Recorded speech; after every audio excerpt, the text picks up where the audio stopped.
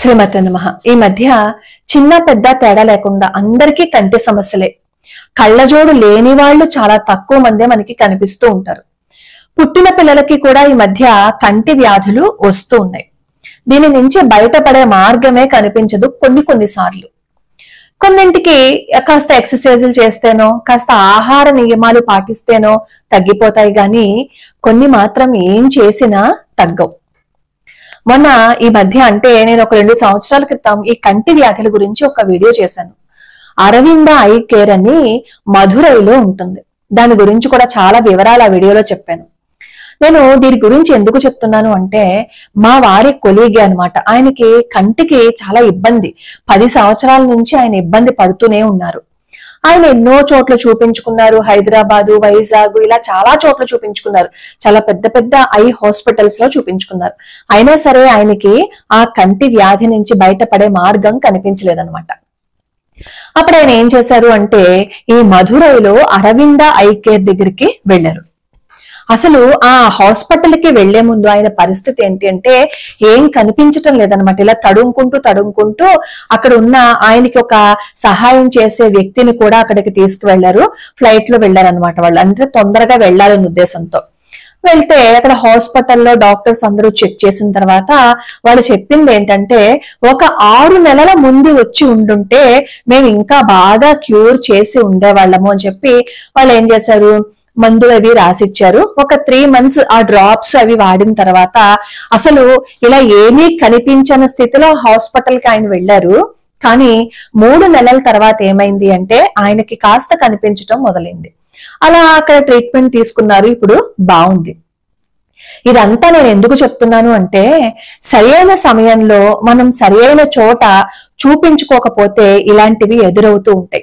ఈ మధ్య కాలంలో ఈ కంటి సమస్యలు ఎక్కువగా అవడానికి కారణం ఏంటి అంటే, మొబైల్స్ ఎక్కువగా చూస్తూ ఉంటాం. అలాగే చీకటిలో కూడా సెల్ ఫోన్స్ ని చూస్తూ ఉంటే కంటి చూపు దెబ్బతింటుంది. అలాగే మొబైల్ ఫోన్ చూసేటప్పుడు అందులో బ్రైట్నెస్ ఎక్కువగా పెట్టి చూస్తూ ఉంటాం.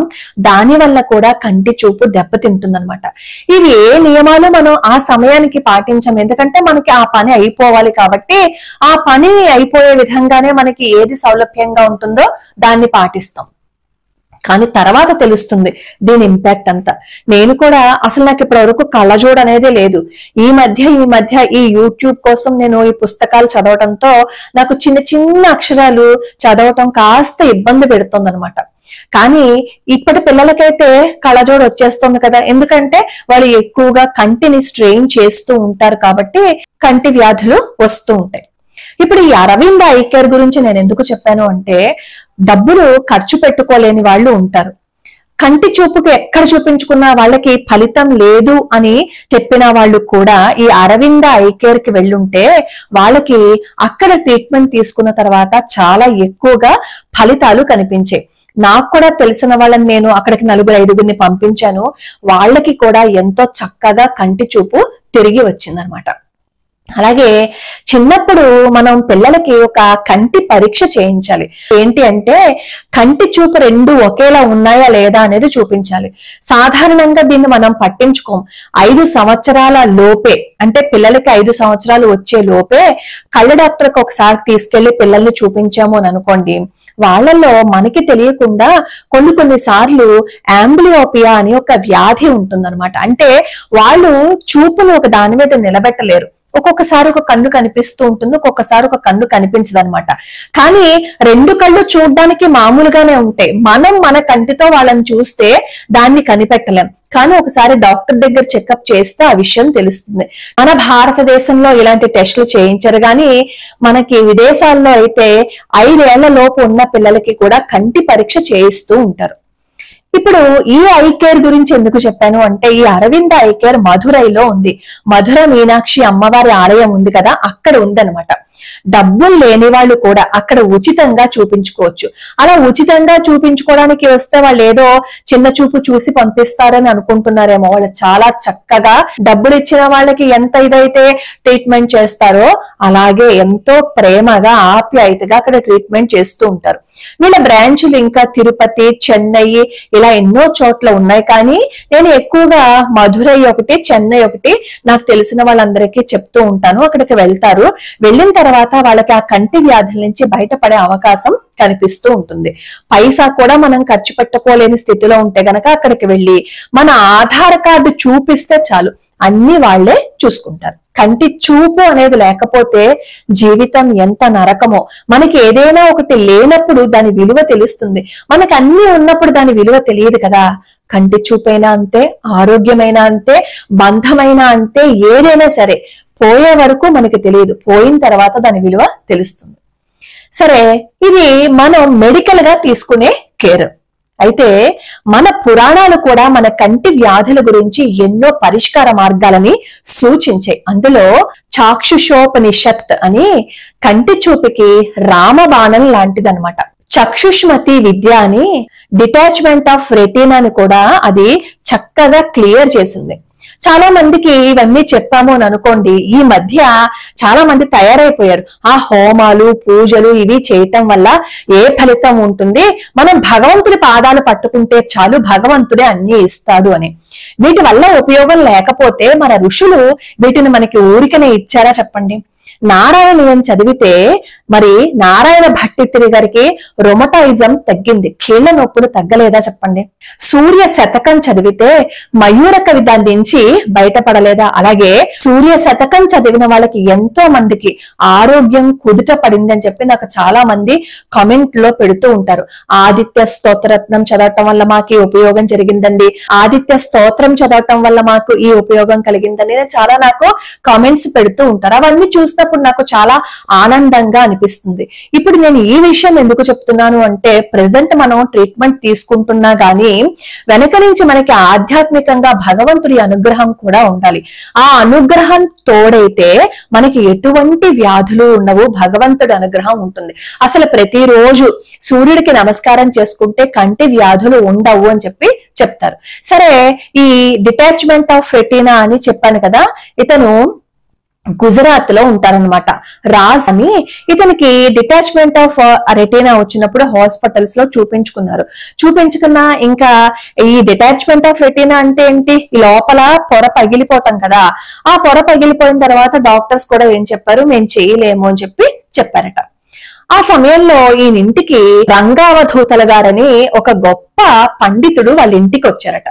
ఇంటికి వచ్చినప్పుడు సహజంగా మాట్లాడుకుంటున్నప్పుడు కష్ట సుఖాలు అవన్నీ చెప్పుకుంటాం కదా, అలాగే ఈయన కూడా తన కష్టాన్ని చెప్పుకున్నప్పుడు ఈ రంగావధూతలు గారు ఏం చేశారు అంటే చక్షుష్మతి విద్యని ఆయనకి ఉపదేశం చేశారు. అలా ఉపదేశం చేసినప్పుడు ఈ రాజ్ పీపలా ఏం చేశారు అంటే ఆ విద్యని ఆయన ఏ విధంగా అయితే రంగావధూతలు గారు చెప్పారో ఆ విధంగానే చేసి కంటి వ్యాధి నుంచి బయటపడ్డారనమాట. ఈ ప్రయోగాన్ని 1978 ఫిబ్రవరిలో స్వాస్థ్య అనుభవాంకలో దీన్ని ప్రచురించారు. కావాలంటే అప్పటి మ్యాగజైన్ గనక మీరు చూసుకుంటే అందులో కనిపిస్తుంది. ఈయనకి ఈ విద్య చేసిన తర్వాత కంటి వ్యాధి పూర్తిగా నయమైంది, ఆయనకి మళ్ళీ చూపు వచ్చిందట. అప్పుడు ఆయన ఈ చక్షుష్మతి విద్యని ముద్రించి అందరికీ పంచిపెట్టి ఆయనకి జరిగిన అనుభవాన్ని అందరికీ చెప్తూ ఉండేవారనమాట. మన పురాణాలు, మన శాస్త్రాలు ఏది ఊరికినే చెప్పదు, ఖచ్చితంగా ఈ సమస్యకి పరిష్కారం ఉంటుందని చెప్తుంది. అలాగే మనం గరుడ పురాణంలో చూస్తే గరుడ పురాణంలో కూడా మనకి వచ్చే వ్యాధులకి దాని నుంచి ఎలా బయటపడాలి అనేది కొన్ని మార్గాలు మనకి కనిపిస్తాయి. అలాగే అష్టాంగ హృదయంలో కూడా మనకి ఇలాంటి మార్గాలు కనిపిస్తాయి. కాకపోతే మనం నమ్మం. ఈ పూజలు, పునస్కారాలు, హోమాలు ఇవన్నీ చేయకండి, ఇవన్నీ చేసినా సరే ఉపయోగం ఉండదు, భగవంతుడి పాదాలు పట్టుకుంటే సరిపోతుంది అని కొంతమంది చెప్తారు. కొంతమంది ఏం చెప్తారు అంటే మనకి స్తోత్రము, శ్లోకము చదవటం రాకపోయినా అమ్మని అమ్మ అమ్మ అని చిన్నప్పుడు పిలవటం రాకపోతే నత్తిగా పిలిచిన అమ్మ పలుకుతుంది కదా అని ఇలా ఏవేవో చెప్తారు. నేను ఒక ప్రశ్న అడుగుతాను. పరీక్ష హాలులోకి వెళ్ళినప్పుడు మనకి పరీక్షా పత్రాన్ని ఇచ్చినప్పుడు ఒక ప్రశ్నకి ఇంకొక సమాధానం చెబితే వాళ్ళు మార్కులు వేస్తారా? వెయ్యరు కదా. అంటే మనం మామూలుగా రాసే ఒక పరీక్షకే అక్కడ ప్రశ్నకి సమాధానానికి లింకప్ లేకపోతే ఆ క్వశ్చన్ ని కొట్టి పారేస్తారు కదా. అలాంటప్పుడు మనం తప్పుగా చదివితే ఎలా ఫలితం ఉంటుంది చెప్పండి? అక్షరాలు మారిపోతే అర్థాలు మారిపోతాయి. అర్థాలు మారిపోతే విపరీతమైన పరిణామాలు మన జీవితంలో చోటు చేసుకుంటాయి. అందుకే ఏదైనా చేసేటప్పుడు మనం ఖచ్చితంగా గురువు దగ్గర నుంచి నేర్చుకుంటే అప్పుడు తప్పులు పోకుండా దాన్ని చదువుతాం. అలా చదవటం వల్ల మంచి ఫలితాలు వస్తూ ఉంటాయి. అలాగే ఈ హోమాలు పూజలు ఇవన్నీ చేసినా సరే మాకు ఫలితం కలగలేదు, వ్యతిరేక ఫలితాలు వచ్చాయి అని చెప్పి అంటారు. ఏదైనా ఒక ప్రక్రియ చేసేటప్పుడు దానిని సరైన మార్గంలో కరెక్ట్ గా చేశాము అని అనుకోండి, అప్పుడు మనకి ఆ పూజ యొక్క ఫలితం గాని ఆ హోమం యొక్క ఫలితం గాని వస్తుంది. ఇప్పుడు ఒక సీసా ఉంటుంది, ఆ సీసాకి మూత బిగించేటప్పుడు మనం ఏదో పరధ్యానంలో ఉండి ఇలా మూత బిగించాము అని అనుకోండి, అది రాంగ్ థ్రెడ్ పడింది అనుకోండి, ఆ సీసాక మూత బిగించబడుతుందా? బిగించబడదు. ఎందుకు? అది రాంగ్ థ్రెడ్ లోకి వెళ్ళింది. అదే కరెక్ట్ గా మనం బిగించాము అని అనుకోండి, అది కరెక్ట్ గా మూతకి సీసా పడుతుంది కదా. మనం చేసే పూజ కూడా అంతే, శ్రద్ధగా భక్తిగా చేస్తూ ఎటువంటి అపనమ్మకము పెట్టుకోకుండా సరిగ్గా చేస్తే మంచి ఫలితాలను సాధించిన ఎంతమందో ఉన్నారు మన భారతదేశంలో. అసలు ఈ ఫలితాలు ఇవ్వకపోతే ఇన్ని గుళ్ళు ఎలా వస్తాయి, ఇన్ని పూజలు ఎలా వస్తాయి, ఇన్ని మంత్రాలు స్తోత్రాలు ఎలా వస్తాయి చెప్పండి. కాబట్టి మనం అపనమ్మకం అనేది పెట్టుకోకుండా నమ్మకంతో దేన్ని చేసినా సరే ఫలితం ఉంటుంది. ముఖ్యంగా మనం చదివే స్తోత్రాలు, ఈ హోమాలు పూజలు అవన్నీ వృధాగా పోవు, వాటి నుంచి ఫలితం ఖచ్చితంగా ఉంటుంది. అయితే ఈ చాక్షుష్మతి విద్యని, ఈ చాక్షుషోపనిషత్తుని మాత్రం ఒక సద్గురువు దగ్గర నుంచి మాత్రమే తీసుకోవాలి. మేము ఎక్కడి నుంచో తీసేసుకున్నామండి, మీరు చెప్పారు కదా చాక్షుషోపనిషత్తు ఎవరో చెప్పేశారండి, వాళ్ళ దగ్గర నుంచి మేము తీసుకుని దీన్ని చేసేసాము అంటే కుదరదు, దాని నుంచి ఫలితం రాదు. వేదం ఎవరైతే వల్లి వేసి ఉండుంటారో ఆ వేద పండితులు మాత్రమే ఈ చాక్షుషోపనిషత్తుని మీకు చెప్పగలరు, ఆ విధి విధానాలని మీకు తెలియజేయగలుగుతారు. అంతే తప్ప మామూలుగా ఉన్న వాళ్ళు ఎవరు మీకు చెప్పలేరు. కాబట్టి ఎవరికైనా కంటి సమస్యలు ఎక్కువగా ఉన్నప్పుడు మీరు ట్రీట్మెంట్ తీసుకున్నా కూడా ఫలితం లేదు అని అనుకునే సమయాలలో ఒకసారి ఈ చాక్షుషోపనిషత్తును కూడా ప్రయత్నించి చూడండి, సత్ఫలితాలు వస్తాయి, రావాలి అని నేను మనస్ఫూర్తిగా కోరుకుంటున్నాను. ఎందుకంటే ఆ రాజు వచ్చింది. అలాగే కంచి పరమాచార్య స్వామి వారి లీలల్లో కూడా ఇలాంటి ఇన్సిడెంట్ ఒకటి ఉంటుంది. భార్యకి రెటీనాకి సంబంధించిందే ఒక వ్యాధి ఉంటుంది. నేను కింద లింక్ ఇస్తాను చూడండి ఒకసారి. అతను ఏం చేస్తారు అంటే పరమాచార్య స్వామి వారి దగ్గర వెళ్ళి ఇలా నా భార్యకి కంటికి సంబంధించిన వ్యాధి ఉంది, చిన్నప్పటి నుంచి ఉంది, కానీ ఇప్పుడు పూర్తిగా చూపు పోయే పరిస్థితి వచ్చింది, కాబట్టి ఏం చేయాలో నాకు తెలియటం లేదు అంటే పరమాచార్య స్వామి వారు ఒక రెమెడీ చెప్తారు. ఆ రెమెడీ ప్రకారము ఆ భర్త ఆ ప్రయోగాన్ని చేస్తారు, ఆ మంత్రాన్ని ఉపాసన చేస్తే భార్యకి మళ్ళీ కంటి చూపు వస్తుంది. మన శాస్త్రాలు ఏవి నోటి మాటలతో చెప్పవు. ఇవన్నీ కొట్టి పారేసి ఇవేం లేవు, హోమాలు పూజలు లేవు, ఏం లేవు అని కొట్టి పారేసే మాట అయితే మనం మన ఋషులను కూడా కొట్టి పారేస్తాం కదా. మన ఋషులు చెప్పినవి కూడా అబద్ధాలనే కదా మనం చెప్పేస్తున్నాం. కాబట్టి శ్రద్ధగా భక్తిగా నమ్మకంతో ఏది చేసినా సరే సత్ఫలితాన్ని ఇస్తుంది. మీకు నేను ఈ అరవింద ఐ కేర్ గురించి చాలా వివరాలు 2 ఏళ్ల క్రితం ఒక వీడియో చేసి పెట్టాను. ఆ వీడియో లింక్ నేను కిందిస్తాను. మహాస్వామి వారికి సంబంధించిన లింక్ కూడా నేను కిందిస్తాను.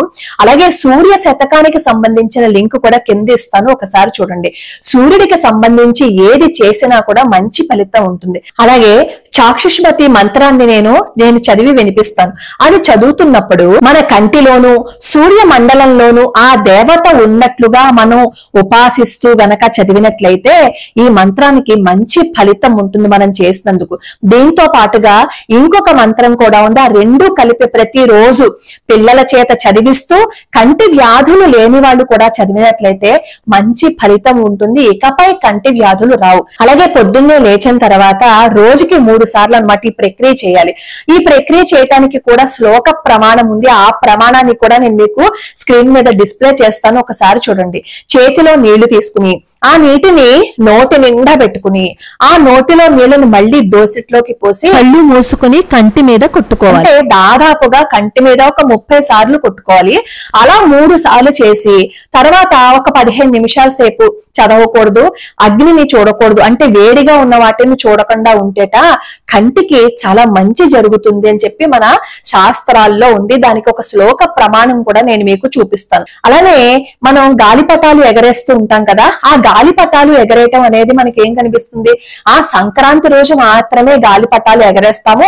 దానికి సంబంధించి ఒక కథ కూడా చెప్తారు. కానీ పిల్లల చేత ఎక్కువగా గాలిపటాలు వేయించటం వల్ల వచ్చే ఉపయోగం ఏంటి అంటే కంటికి ఎక్సర్సైజ్ జరుగుతూ ఉంటుంది అనమాట. ఈ గాలిపటాలు అలా ఎగురుతూ ఉంటాయి కదా, అప్పుడు మన ఐలిడ్ కూడా ఏమవుతుంది, అటు ఇటు కదులుతుంది కదా, తద్వారా వ్యాయామం జరుగుతుంది అనమాట. అలానే ఒక అట్ట తీసుకుని అట్టకి ఒక వైట్ పేపర్ అంటించి మధ్యలో కాటుకతో ఒక బొట్టు లాంటిది పెట్టి దానిని చూస్తూ మీకు నచ్చిన దేవతా మంత్రాన్ని, లేదు అంటే సూర్య భగవానుడి నామాన్ని అలా మనస్సులో జపించుకుంటూ కంటిలో నుంచి నీళ్లు వచ్చే వరకు దాన్ని అలా చూస్తూ ఉన్నా సరే కంటి చూపుకి ఎటువంటి ఇబ్బంది లేకుండా ఉంటుంది. అలాగే త్రాటకం అని కూడా చేస్తారు. నేతితో దీపారాధన చేసి, అంటే ఆవు నేతితో గాని నువ్వుల నూనెతో గాని దీపారాధన చేసి ఆ దీపారాధనని కనుక అలా చూస్తూ మనం అశ్విని దేవతా స్తోత్రాన్ని గాని సూర్య భగవానుడి ఆదిత్య హృదయాన్ని గాని అలా చదువుతూ ఉంటే, అలా చదువుతూ ఉన్నా సరే కంటి వ్యాధుల నుంచి బయటపడచ్చు అని చెప్తారు.